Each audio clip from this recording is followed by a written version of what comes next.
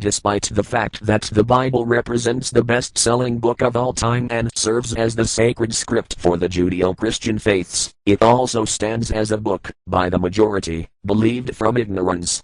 Strangely, in the Middle Ages the Catholic Church forbade the reading of the Bible by its congregation for fear that the people would misinterpret the texts. Many priests knew of the problematic and dark verses in the Bible. Too much questioning could result in a loss of faith, or so they thought. As a result, only the Church Fathers had the right to make interpretations for its people.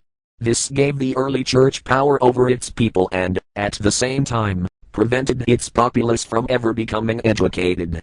One would think that with today's practice of freedom of religion, education, free press and the availability of the Bible to anyone, that the Bible and its history would result in common knowledge.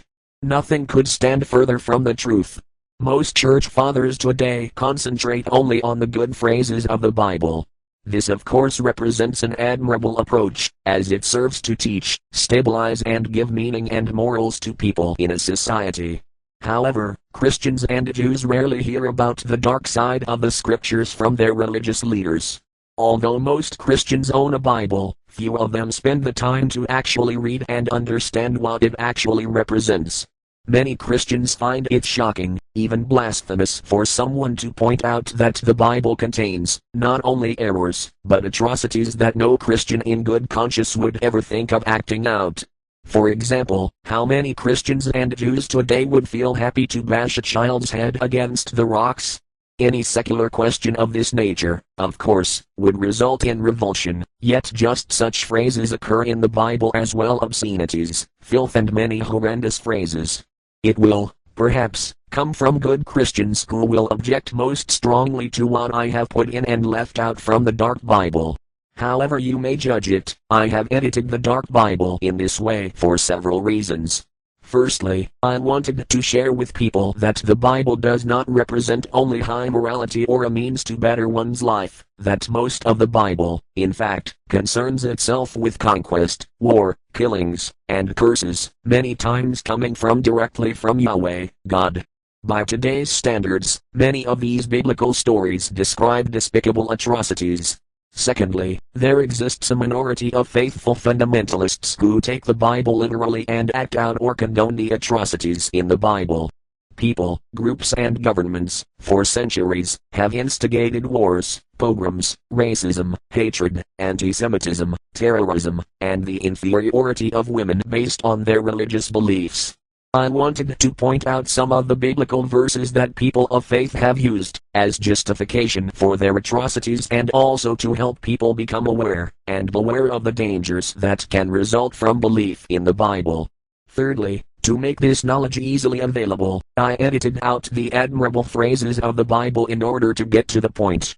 Most people know about these good verses, and I should not have to point them out. There exists a plethora of books about the admirable works. I also left out most of the dark phrases of the Bible, for, if I had included them all, it would literally involve more information, along with the comments, than the Bible itself. I tried to keep this relatively compact. As a result, the dark Bible represents a small sampling. I encourage the reader to investigate the history of the Bible, and why it contains the stories that it does. From the sampling of the dark passages of the Bible presented in this dark version, it should become self-evident that, if one wishes to defend the concept of a good and loving God, the Bible should serve as the last source to use for supporting evidence. Moreover, if we wish to know ourselves, it may well serve us to learn the limitations of our language system.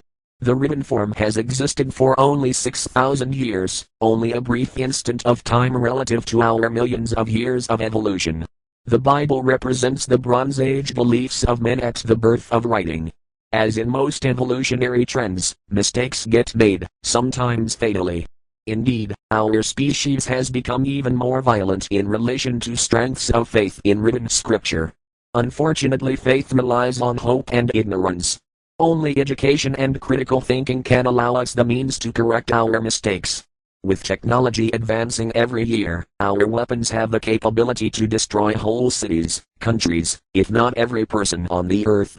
If people continue to base their actions on ancient biblical reasoning, any small minority who gains access to the destructive technology may very well carry out Holocaust-like proportions on innocent men, women and children. It has happened before and it can easily happen again.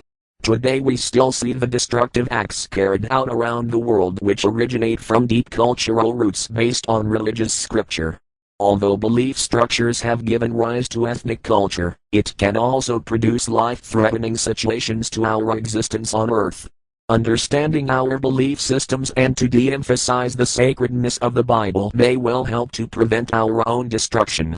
The Dark Bible uses the King James Version, 1611, Bible as its main source, because more Christians use this version than any other, although various alternate verses come from other Bible versions with a caption as to its source.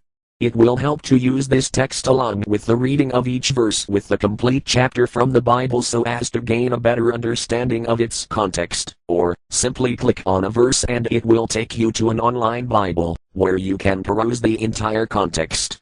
Many of the comments come paraphrased